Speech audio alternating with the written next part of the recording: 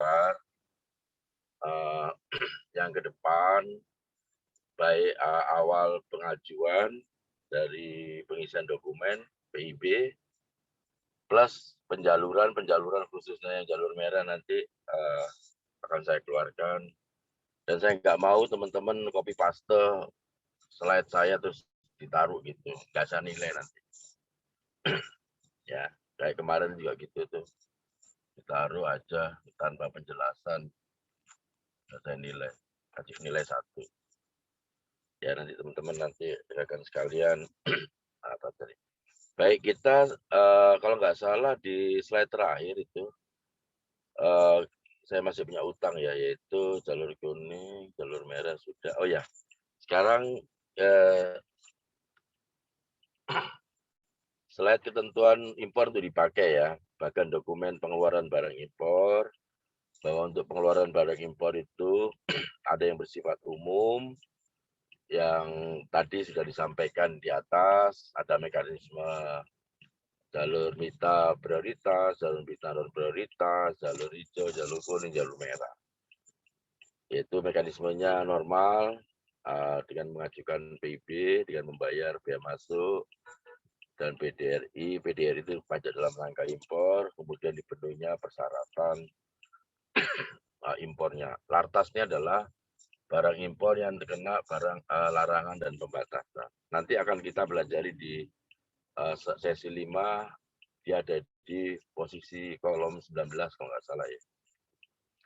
Kemudian barang itu keluar, dasarnya barang itu keluar dari kawasan pabean, ingat yaitu SPPB, persetujuan pengeluaran barang atau custom approver, atau SPPBF, surat pemberitahuan pemeriksaan fisik barang untuk barang-barang yang diimpor oleh importir jalur mita, khususnya untuk non prioritas. Kenapa kok keluar SPPF? Karena kalau ada atensi, baik itu dari nota hasil intelijen, bea cukai, maka untuk impor barang tersebut, maka tanpa harus memberitahukan pemeriksaan fisik barang di tempat importir, maka sudah langsung disetujui by system. Nah, sekarang kalau terkait sama barang yang listrik, cair, gas, transmisi, itu ada pengeluaran lebih dulu yang dikatakan pengeluaran fasilitas ya, yaitu pengeluarannya menggunakan dengan dokap.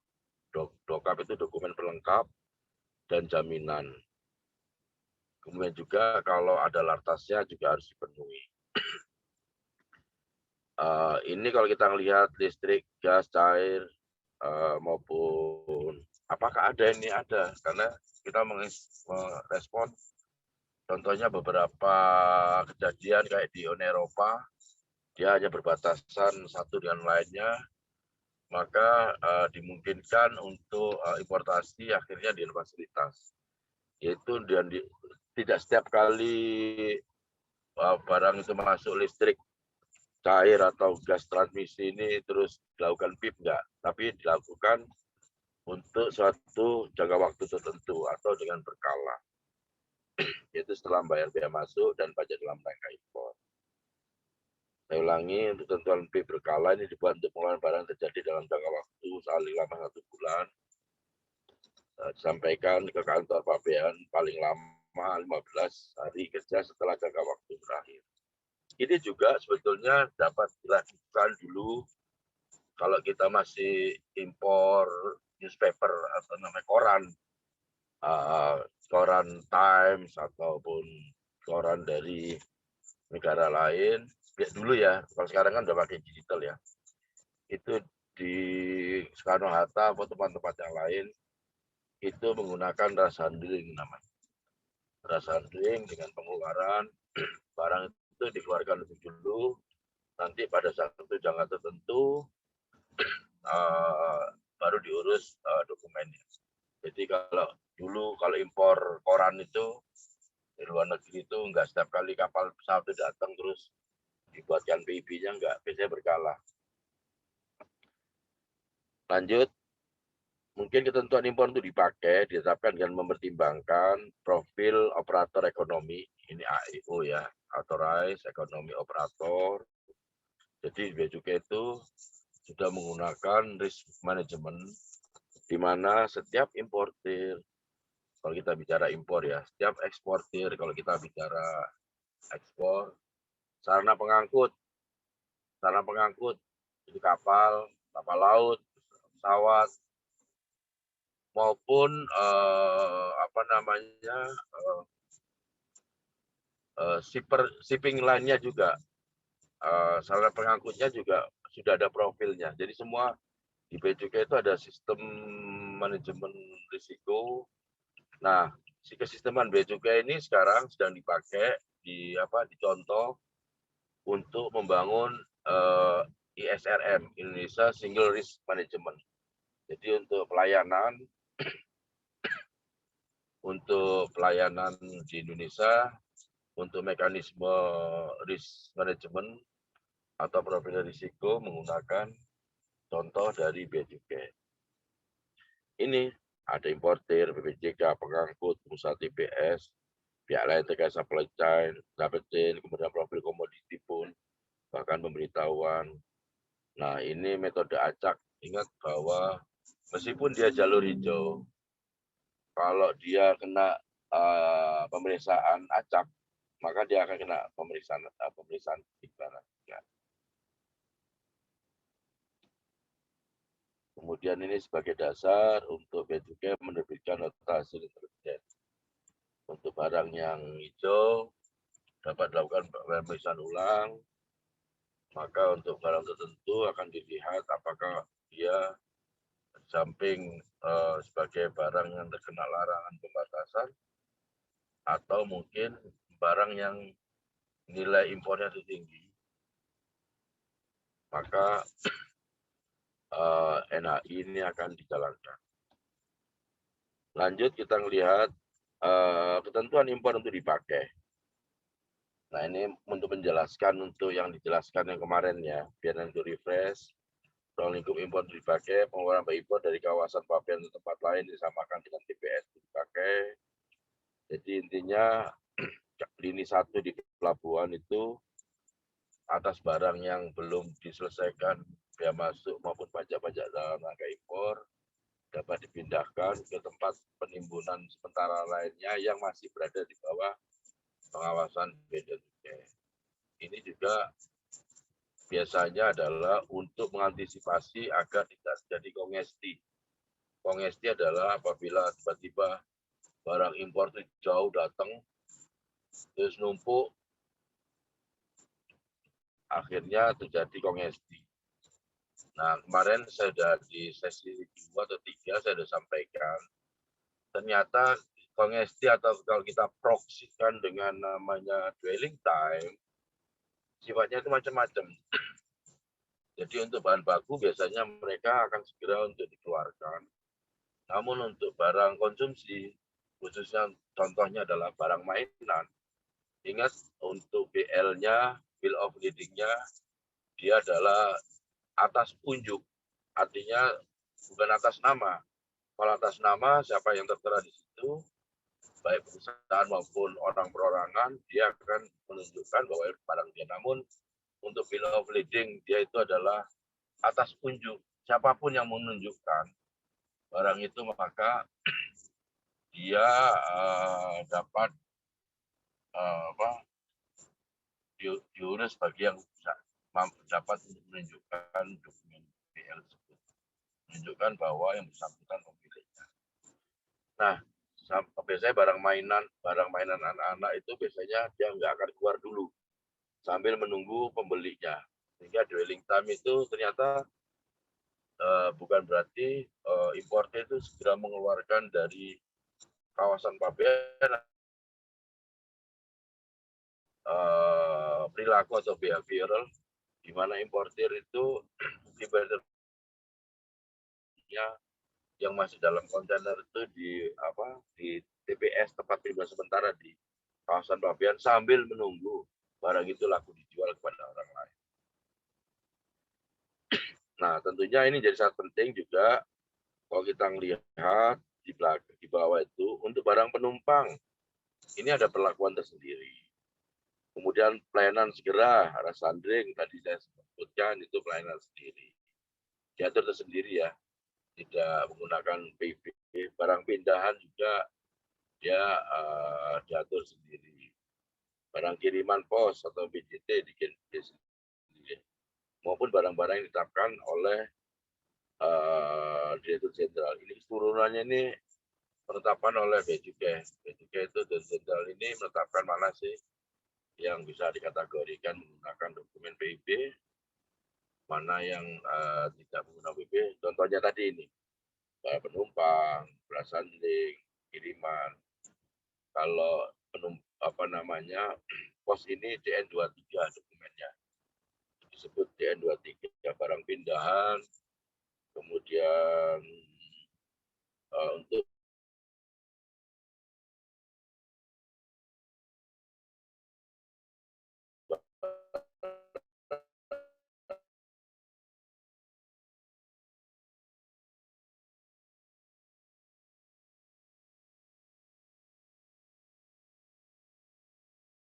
selanjutnya, oh ya, sekarang sudah selesai ya. Berarti sebelum saya beranjak ke sesi 5, apakah ada pertanyaan teman-teman?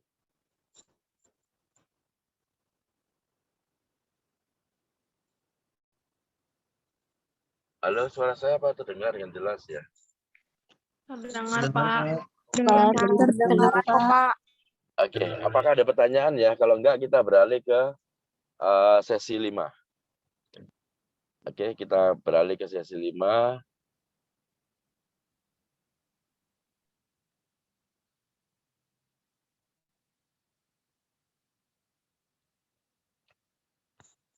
Baik, bismillahirrahmanirrahim. Kita mulai lagi sesi 5 ya. Nah, kayak gimana sih gambaran dengan pemberitaan impor barang itu ini. Sesi 5 ini akan saya kenalkan bahwa dulu untuk pengisian PIB ada yang menggunakan formulir atau lembar kertas yang manual, ada yang menggunakan disket, tapi ada yang menggunakan elektronik. Sebetulnya elektronik pun unsur-unsurnya tidak lepas daripada formulir ini. Sehingga untuk memvisualisasikan yang ada kalau di print out pun, kalau PIB elektronik kalau di print out ya munculnya kayak begini. Baik, kita sebut ya sekarang ya, pemberitahuan impor barang atau dikenal dengan PIB, dikenal dengan formulir 2.0. Kita melihat kantor pabean. Ini kantor pabean mana? Nomor pengajuan. Ini nomor pengajuan, tanggal aju, kemudian jenis PIB. Nah ini, jenis PIB ini ada yang biasa tadi ya, impor yang barang umum, ataupun yang berkala. Berkala tadi ya untuk beberapa barang yang listrik, curah, maupun gas itu dapat menggunakan berkala. Ini juga bisa dilakukan apabila fasilitas jenis impornya. Kita coba lihat jenis impor. Nah, impor itu dikategorikan ini untuk dipakai. Sementara, impor sementara, layanan segera, gabungan dari 1 sama 2. Apa itu pengertian untuk dipakai? Impor dipakai itu adalah impor yang digunakan sampai habis masa manfaatnya di dalam Indonesia. Contohnya impor buah-buahan, impor baju, impor sepatu. Itu kan impor dipakai untuk dipakai sebutannya. Nah sekarang apa sih dikatakan impor sementara? Mungkin rekan-rekan sekalian tahu ya, barang BOP, barang operasi perminyakan. Kalau kita melihat barang perminyakan itu, kalau teman-teman lihat di laut, adanya rig kapal, rig rig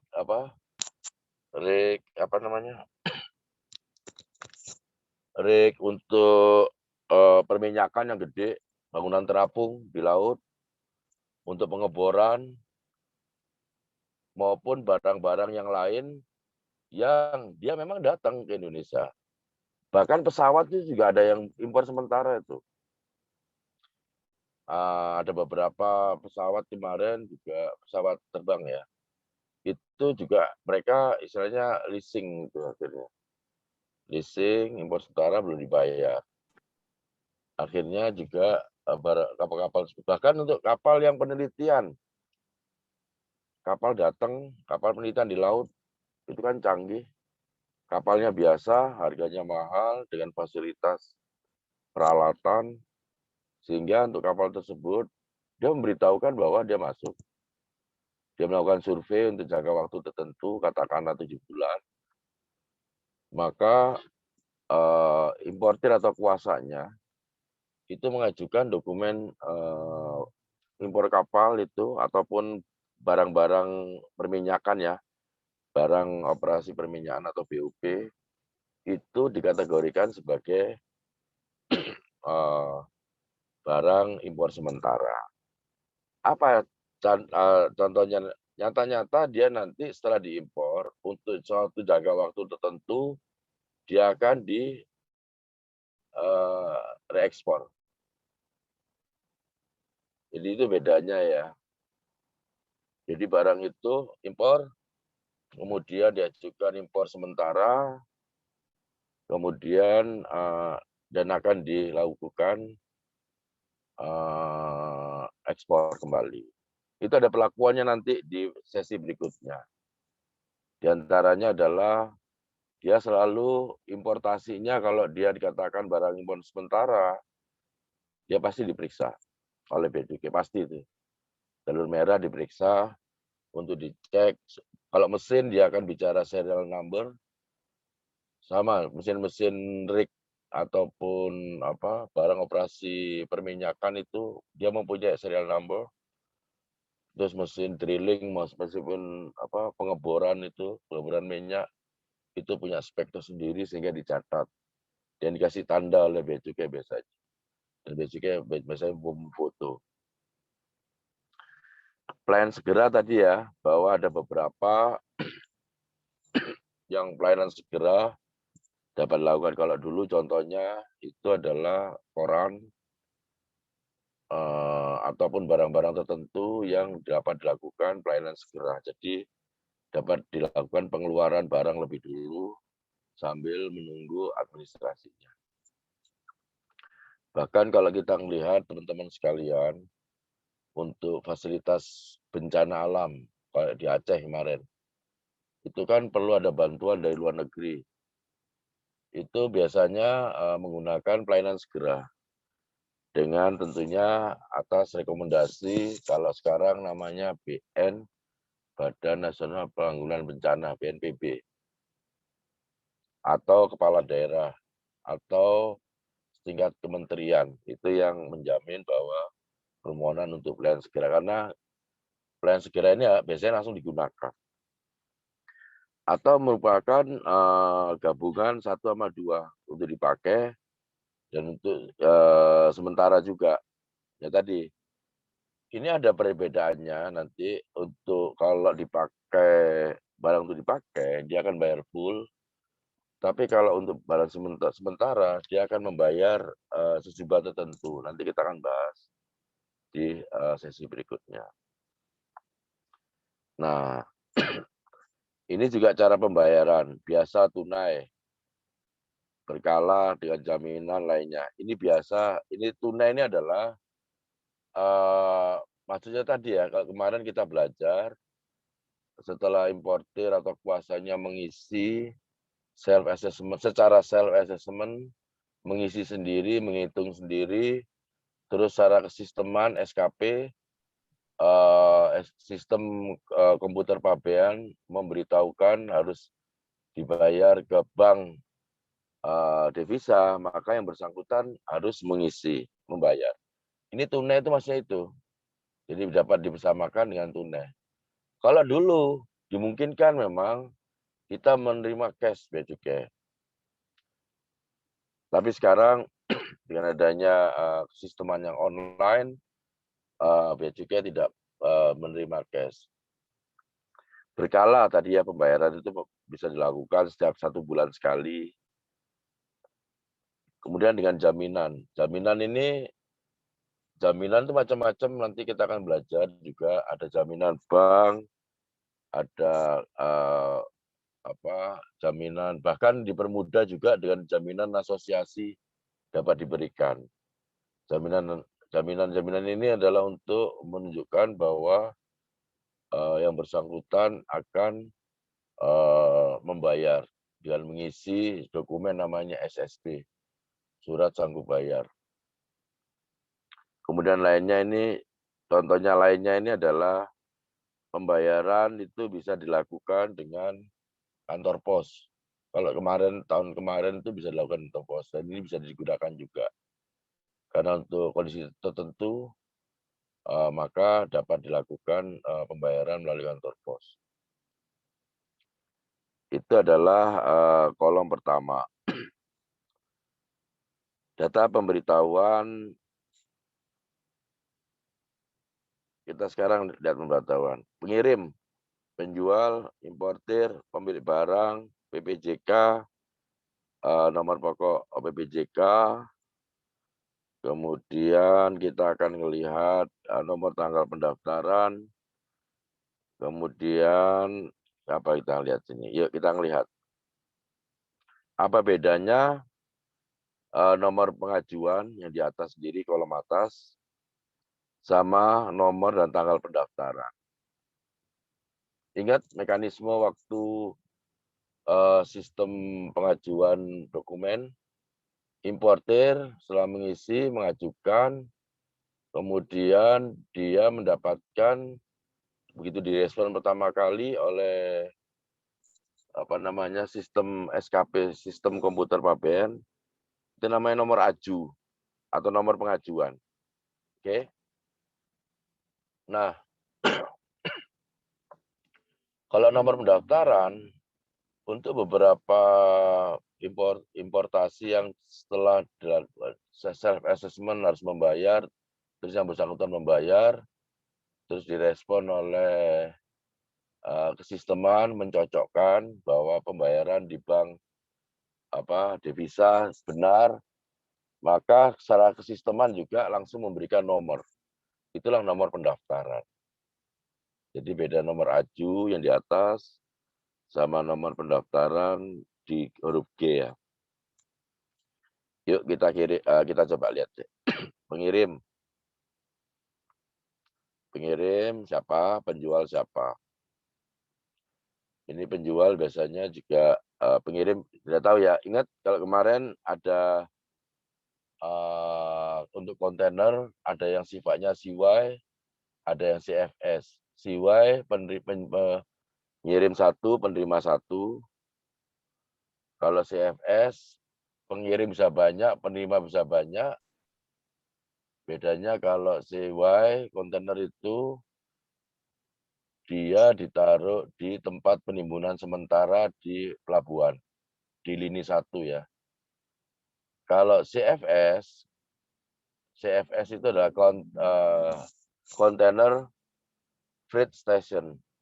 Jadi kontainer itu dibongkar dan ditaruh di gudang-gudang. Karena apa? Karena penerimanya berbeda antara yang satu yang lain. Nah, apakah dokumennya berbeda? Ya pasti berbeda. Satu pengirim satu.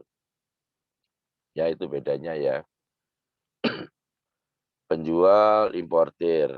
Nah, importir ini siapa? Kalau pengirimnya siapa, importir siapa? Importir, identitas, nama, alamat. Nah, yang jadi catatan di sini adalah status. Ada sana ya, statusnya, nomor 5. APU sama APP, apa bedanya? APU itu adalah angka pengenal impor umum. Kalau APP adalah angka pengenal impor produsen.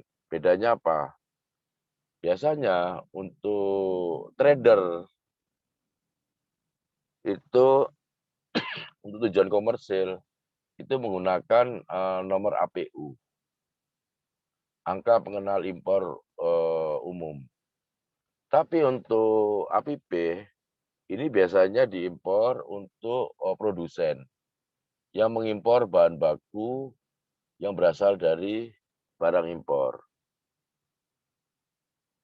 Sebagaimana diketahui kemarin ya, bahwa ternyata kalau kita coba cek importasi yang ada di Indonesia sekarang nasional 2 tahun yang lalu menunjukkan angka 74,09% merupakan impor untuk bahan baku industri. Yang lainnya adalah dibagi jadi barang modal sama barang konsumsi. Jadi impor penggolongannya sederhananya adalah impor untuk bahan baku sama impor untuk modal atau konsumsi. Nah, ternyata untuk importasi yang besar sekarang ini yang teman-teman lihat di pelabuhan Tanjung Priok, Tanjung Perak, Belawan maupun tempat lain, itu ternyata 2 tahun yang lalu 74,09% itu adalah merupakan bahan baku. 1 tahun yang lalu dia turun jadi 73,69%. Itu adalah impor bahan baku. Mungkin ya kita pahami karena pandemi COVID kemarin, akhirnya beberapa industri itu mengurangi utilisasinya karena mereka merumahkan karyawan atau mungkin shift-nya itu kemarin 3 jadi 2, 2 jadi 1, yang penting mesin berputar, nggak rusak. Sehingga memang impornya turun. Nah, sekarang dampaknya apa? APP sama APU ini secara perpajakan apakah ada? Ada. Kalau dia memegang APU apa APP, maka PPh pasal 22 impornya itu adalah 2,5%.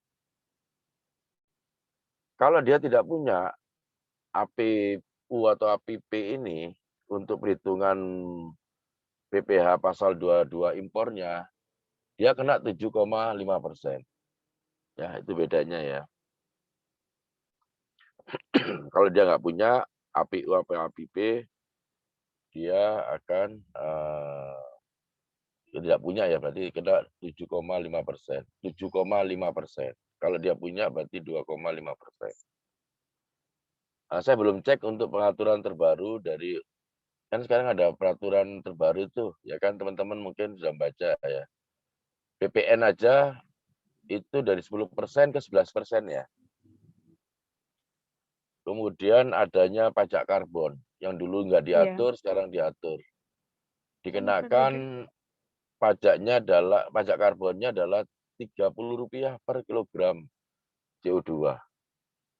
Nah ini menjadi sangat krusial sekali. Tapi yang lucu dan anehnya, developed countries termasuk Eropa itu mendorong-dorong untuk climate change. Karena krisis energi, mungkin teman-teman baca 2 minggu yang lalu, Inggris kembali lagi ke batu bara. Cina karena kebijakan Presiden Xi Jinping untuk melakukan green economy, akhirnya banyak yang tutup juga. Nah ini dinamika dampak dari kebijakan global, sehingga kita juga terdampak ya kemarin. Dengan adanya yang sebelumnya pajak karbon itu tidak pernah dikenakan, sekarang ada isu climate change untuk penggunaan energi, itu akan dikenakan. Ini sama sebetulnya. Kemarin waktu nanti kita akan bicara PPNBM ya. Di PP 73 tahun 2018 untuk impor kendaraan bermotor roda 4 itu yang berbahan yang dulu adalah mazhabnya adalah capacity cylinder sama fuel consumption. Sekarang dengan adanya isu climate change dan adanya electric vehicle atau fully battery electric vehicle, maka untuk importasinya itu akan berbeda. Yang dia itu adalah electric vehicle, dia 0 atau PPNBM-nya itu jadi 0. Jadi ini menjadi sangat penting bahwa isu global terkait sama climate change itu ternyata akan berpengaruh terhadap isu perpajakan khususnya. Nah ini menjadi sangat seru juga ini. Kita coba untuk maintain, kemarin kami diskusi dengan teman-teman industri, sektor industri makanan minuman, untuk mencari tahu responnya bagaimana. Ya intinya kalau pajak pasti kan, bahkan ada pengalihan kayak industri susu segar.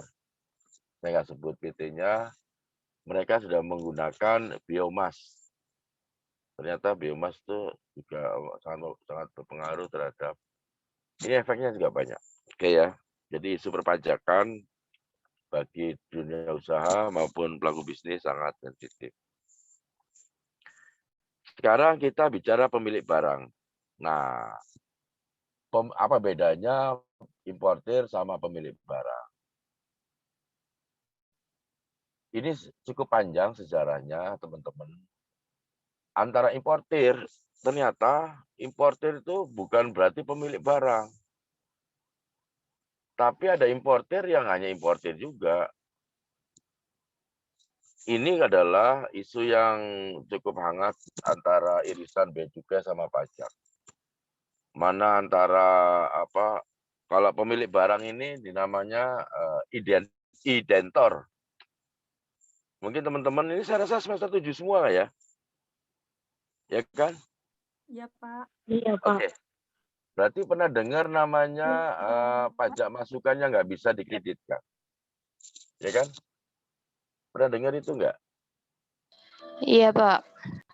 Nah, jadi itu, karena apa? Importirnya itu dia bukan identor. Mungkin kalau zaman dulu ya oke lah kita bicara frankly speaking. Impor itu kadang-kadang juga pinjam bendera. Pinjam bendera adalah pinjam PT dengan membayar fee sekian, ini pajaknya dibayar oleh si importir. Nah sekarang dengan adanya dibedakan importir sama pemilik barang atau bahasanya identor, maka akan jelas sehingga nanti pajak masukan yang dia beli sebagai bahan baku, ingat pajak bahan, maka dia bisa dikreditkan. Kalau kemarin biasanya memang tidak nutup mata juga untuk impor bahan baku tertentu yang berasal dari impor tidak harus dia melakukan sendiri karena mungkin jumlahnya sedikit atau bentuknya khas, jadi dia nggak mau repot, udah beli aja dia kan, beli barang impor.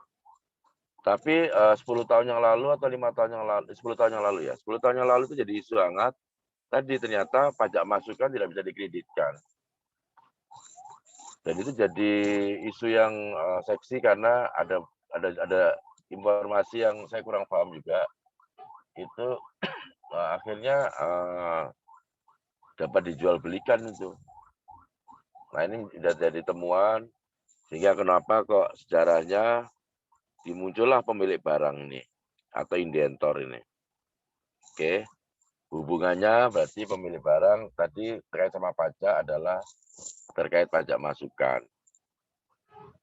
Oke, yang bisa dikreditkan pasal 9 kalau nggak salah. Baik, selanjutnya ada PPJK. Apa itu PPJK?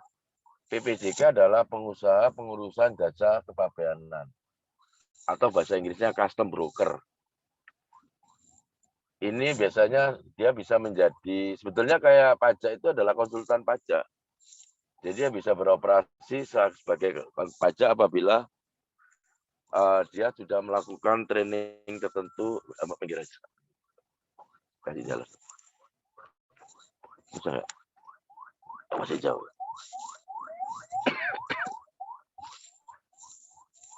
Tadi dari mana tadi?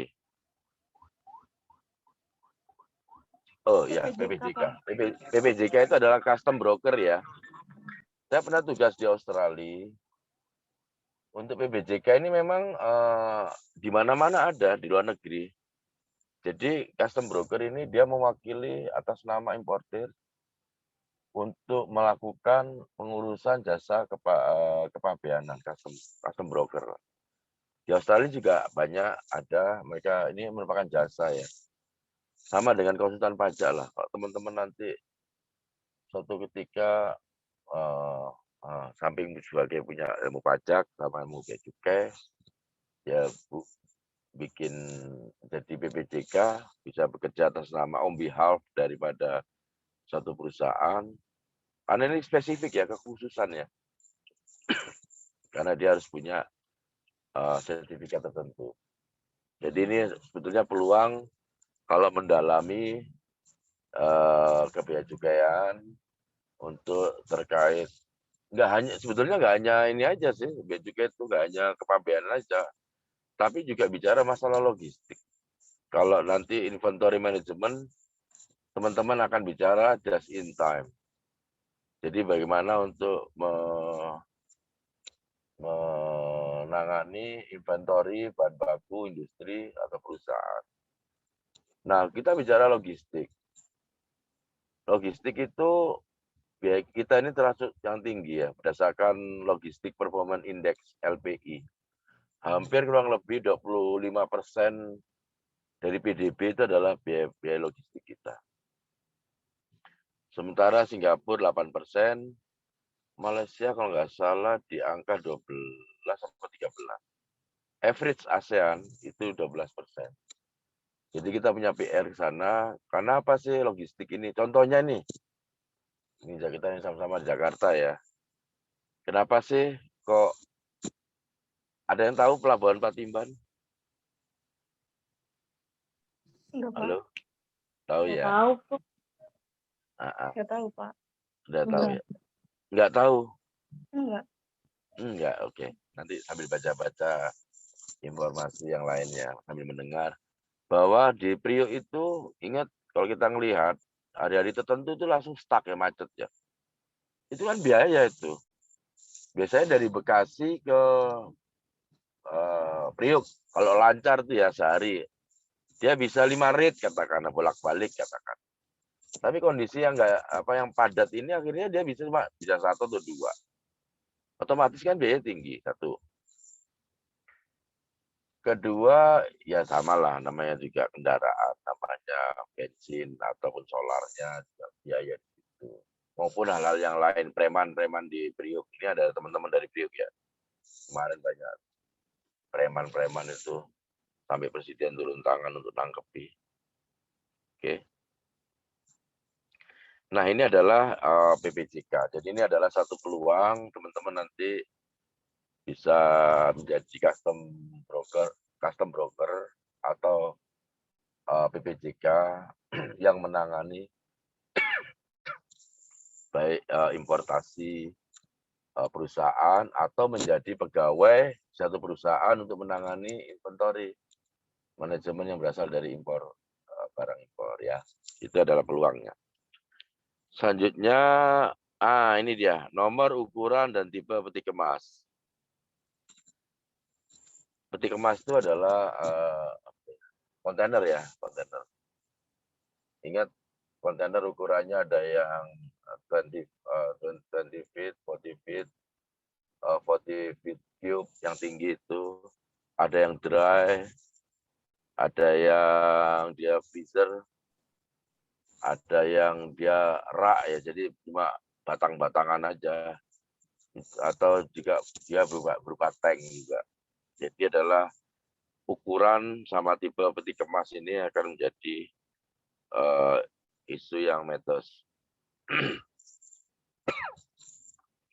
Kalau kita bicara peti kemas, sekarang ini kita lagi shortage peti kemas atau kekurangan peti kemas. Kenapa? Negara pengimpor maupun pengekspor yang tertinggi yaitu Cina, Amerika, Eropa maupun negara lain, dengan adanya pandemi COVID ini, mereka lockdown. Lockdown akhirnya tidak bisa kirim barang ke negara lain. Ada pun rebutan. Nah, sekarang kemarin kita di Indonesia berusaha untuk membuat kontainer sendiri, tapi ya mudah-mudahan kita bisa ya. kontainernya sih bisa untuk sertifikasinya kan. Kalau kita melihat 4 huruf, contohnya MLCU, kemudian 925471, ekornya kotak itu 6, itu ada seri-seri tersendiri. Dia harus terdaftar. Jadi sekarang barang ekspor kita bingung untuk kemarin juga akhirnya pakai pesawat yang agak mahal. Nah itu adalah PR-PR kita, tidak hanya kita bicara logistik, bea cukai aja, tapi ada kaitannya dengan masalah lain, yaitu contohnya tadi kontainer. Oke, lanjut. Sebentar, BPJK 27. Ups. Begitu sekarang kita coba nomor dan tanggal pendaftaran ya, yang kiri kanan ya. Tadi bedanya antara nomor pendaftaran sama pengajuan tadi udah ya. Sekarang cara pengangkutan. Nah, cara pengangkutan itu adalah dia diangkut pakai kapal laut atau kapal udara. Sehingga nomor 10-nya itu nama sarana pengangkut. Disebutkan voyage, berarti kalau voyage ini kapal laut. Kalau flight itu berarti dia pesawat. Ingat bedanya nanti di mana di BL-nya ya. Kalau kapal laut menggunakan BL, bill of lading. Kalau pesawat menggunakan airway bill. Perkiraan tanggal tiba ETA ini, expected time arrival. Pelabuhan muat biasa, ini ada kode-kodenya juga nanti. Pelabuhan transit. Apakah dimungkinkan muat sama bisa, karena ada beberapa mother vessel, contohnya kapal besar itu dari Eropa katakanlah, dia hanya berhenti di Singapura. Setelah bongkar, dia ngelanjutin ke, let's say, ke Afrika. Jadi untuk barang yang dari Eropa ke Tanjung Priok itu tidak dibawa langsung oleh mother vessel tersebut, tapi dibongkar dan diangkut oleh kapal yang lain atau kapal lebih kecil biasanya. Nah ini maksudnya adalah transitnya. Jadi nanti perjalanan dari barang itu sama dengan kalau kita mau ke Eropa atau Amerika atau Kanada, kita bisa direct flight atau kita akan dioper. Biasanya diopernya itu di Singapura. Di Jakarta, Singapura, oper pesawat, go. Ini hampir sama ya.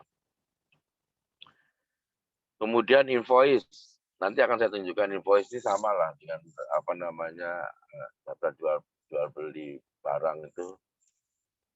Kemudian invoice itu biasanya kalau kita melihat, kalau kita beli, ingat bahwa harga barang itu adalah harga yang FOB, free on board, ada yang CNF, cost and freight, ada yang CIF. Kalau yang bersangkutan itu beli di pabrik dan sampai di dalam kontraknya itu hanya di pelabuhan, berarti FOB. Berarti belum memperhitungkan freight-nya. Udah bisa belum? Belum. Ya. Kalau dia itu harga barangnya itu sudah memperhitungkan freight atau barang itu nanti diterima di negara tujuan, sudah memperhitungkan, berarti termnya adalah CNF. Kalau ini sangat penting karena nanti akan tahu sebetulnya ini harga ini murah apa enggak sih. Kalau dibilang oh harganya murah, katakanlah ada $10 katakanlah, kalau kita bentar dulu, $10 itu udah memperhitungkan ongkir nggak, kalau bahasa kita ongkir ya, freight ya, sama insurance nggak, terus sudah memperhitungkan impor duty nggak, atau biaya masuk dan pajak-pajak dalam rangka impor nggak. Nah ini menjadi harus kita breakdown dan kita elaborasi agar kita juga paham bahwa murah tidaknya ini menjadi metes kalau bila kita tahu. Kemudian house, nah ini dia. Ini house BL. House ini adalah house BL, master BL. Jadi ini kakak. Kalau tadi kalau dia itu adalah mother vessel, dia itu biasanya master BL. Atau kalau dia itu house ini berarti adalah kapal yang lebih kecil lah. Dia menggunakan. Jadi BL itu ada lanjutannya. Sama lah kalau kita kita beli tiket dari sini ke Eropa atau Kanada Amerika. Tiket kita itu adalah nanti tiket Garuda dari Jakarta Soekarno-Hatta ke Singapura. Nanti dia dari Singapura menggunakan Cathay Pacific atau menggunakan Etihad atau apa yang lain lah. Nah ini sama. Tapi di di house-nya kita, master kita itu adalah dia menunjukkan satu bentuk perjalanan, dia akan tercatat di situ. Ada nomor sama tanggalnya. Kemudian BC11 sama BC12. Ingat apa bedanya BC11 sama BC12? Karena ini bicara masalah importasi, maka BC11 adalah manifest ya. Kalau di atas kapal namanya inward manifest. Jadi manifest yang kedatangannya. BC11. Apa arti BC1.2? Nah ini adalah tadi untuk barang impor itu bisa diangkut terus atau diangkut lanjut. Ini diangkut lanjut. Artinya begini. Dari Singapura ke Tanjung Priok. Tanjung Priok kapal itu balik lagi ke Singapura untuk melayani ke Hong Kong katakanlah. Nah, padahal barang yang diangkut dari Singapura ke Tanjung Priok tadi ada barang yang tujuannya Surabaya, Tanjung Perak. Dia nggak mungkin dong habis dari Singapura kemudian ke ke Tanjung Priok, jalan biasanya langsung balik. Nah, untuk barang-barang yang dari barang tujuan Tanjung Perak tadi itu akan diangkut oleh kapal yang lain. Nah, itu yang dinamakan BC1.2, diangkut lanjut.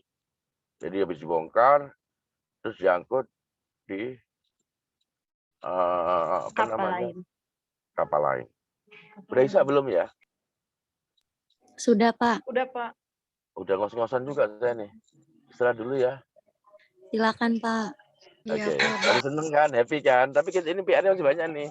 Ya, kita sholat dulu, Pak. Baik, Pak. Oke, teman-teman, mungkin ini baru satu slide ya. Satu slide nanti kita akan lanjutkan di pertemuannya berikutnya. Coba dicek kembali, ada perbedaan, ada perlakuan yang spesifik di PIP ini. Saya mohon maaf tadi memang dari pagi sampai malam tadi baru selesai, sehingga saya memotong-motong banyak waktu ya. Jadi saya cuma menyampaikan biar teman-teman rekan-rekan sekalian paham secara simpel aja ya. Terima kasih atas perhatiannya, jangan lupa absen. Setelah itu nanti teman-teman minggu depan tetap saya akan lanjutkan bahasa ini karena ini baru satu slide ya. Dari 1, 2, 3, 4, 5 slide. Terima kasih. Mohon maaf kalau ada yang kurang berkenan. Wabillahi taufiq wal hidayah. Assalamualaikum warahmatullahi wabarakatuh. Waalaikumsalam warahmatullahi wabarakatuh. Terima kasih, Pak. Terima kasih, Jangan lupa Pak. absen ya. Hati-hati di jalan. Absen ya. Udah, Iya, Pak. Pak. Siap. Makasih, Pak. Pak. Terima kasih. Masih Pak. Pak. Masih balik, Pak.